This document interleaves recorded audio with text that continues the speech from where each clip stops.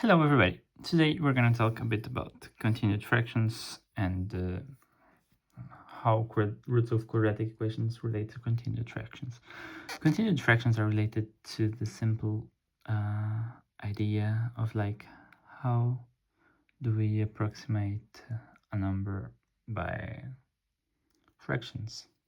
So you might have seen some approximations like pi, it's approximately 22 over 7, or even pi is approximately 315 over 113.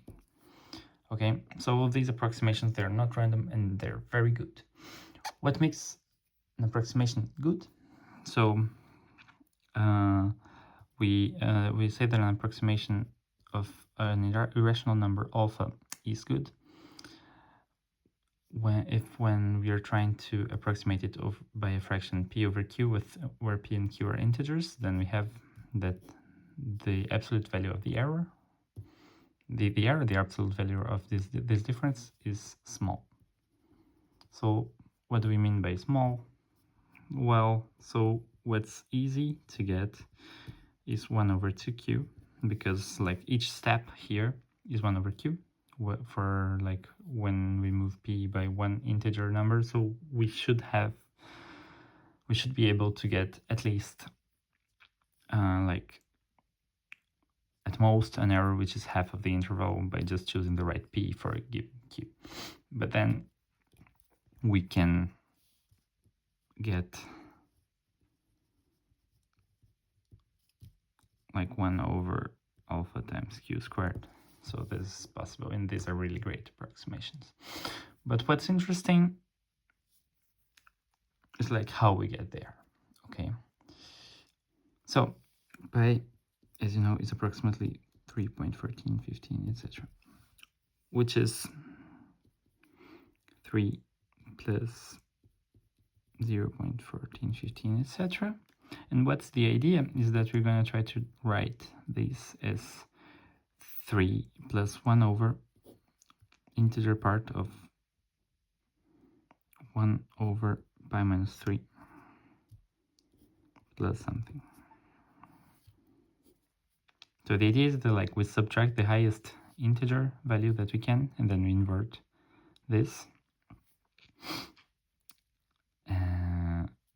And we can continue the process. So this is going to yield us 3 plus 1 over 7 plus etc. And here it is etc. I'm going to make it very clear what it becomes. But if we just stop there and just say that like, okay, this is just an approximation, then we get 3 plus 1 over 7, which is 22 over 7, okay?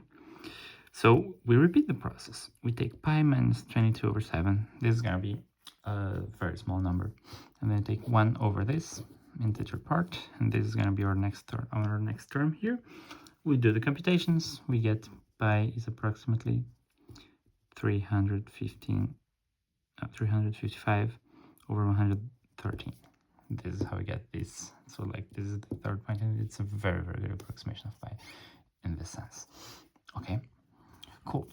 So at first, we must realize that we are directly dealing with this function right here. Okay, which is like the inverse minus the floor of the inverse. We take like the highest integer that we can, subtract it, and then we just deal with that. Okay. Yeah, so today I'm gonna talk just about the claim. The claim is that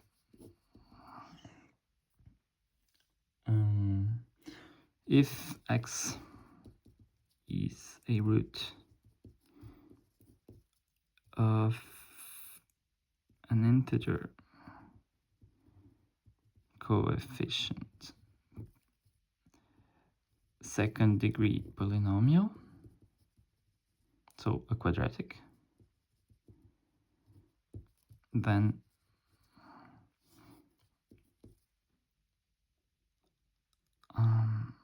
f of x is so.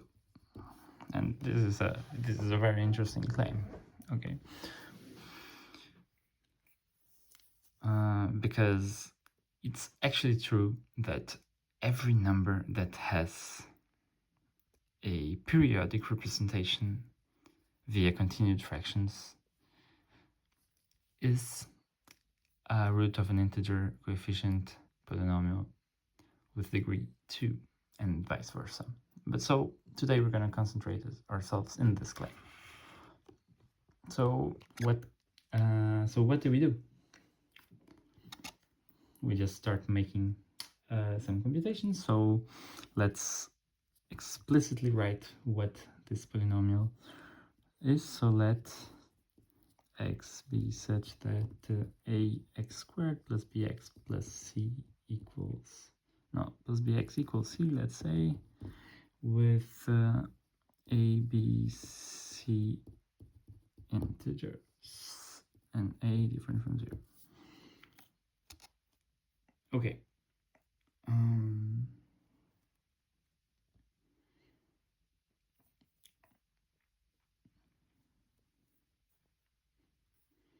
Now, f of x is 1 over x minus integer part of 1 over x. So if we divide everything here by x, what do we get?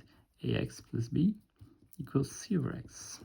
Or a bit otherwise, if c is also different from 0, which is like, well, if it's not, then x is rational, and then it's obviously true. Right? So we also can suppose c different from 0. We get that 1 over x is a over c times x plus b over c. And then with that, let n be integer part of ax plus b over c.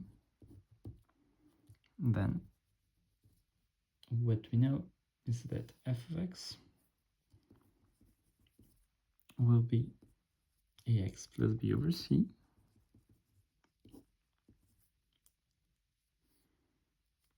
minus n, right? Because of this.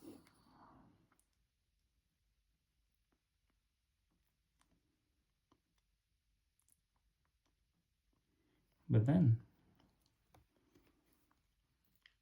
what do we have? F of x squared. Yeah, we could compute that, but I'm thinking about what's the best we can do in this case. So let's do the following. Let y be ax plus b over c. Then x equals c times y plus n minus b over a. Okay, we can easily get to that point. And then once again, we can open everything here, which is super great.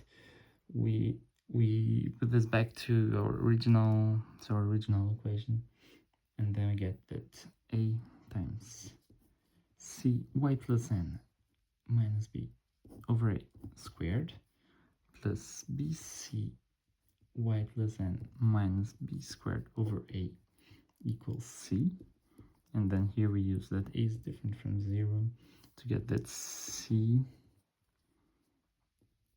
Sorry, here we use it.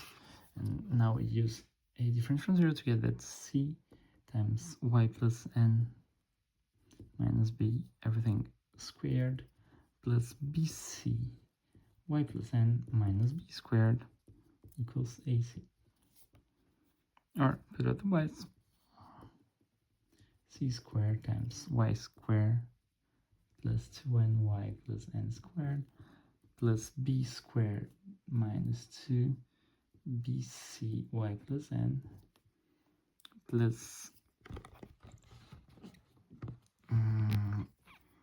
bcy plus n equal b squared plus ac.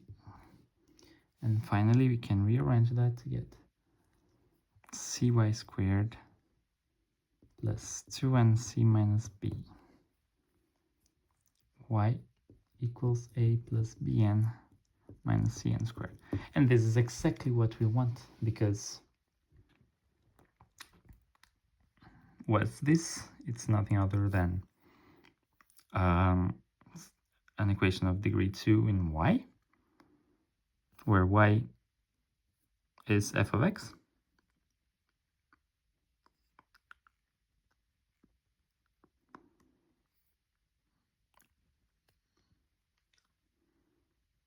minus an integer, right? So y is f of x minus an integer, and it's a root of a polynomial of degree 2 with all integer coefficients. And then we get to see that. So if x is the solution, then f of x is another solution. So we have like this. So the fact that like we shift this by n, it helps us with the computation, and we get that y is a root in the terms that we want, but then f of x is like y minus n, but y minus n is also going to be okay, because it just means like shifting this quadratic by n. Thank you very much. We're gonna come back to this topic because it's a very interesting one, and see you in the next one.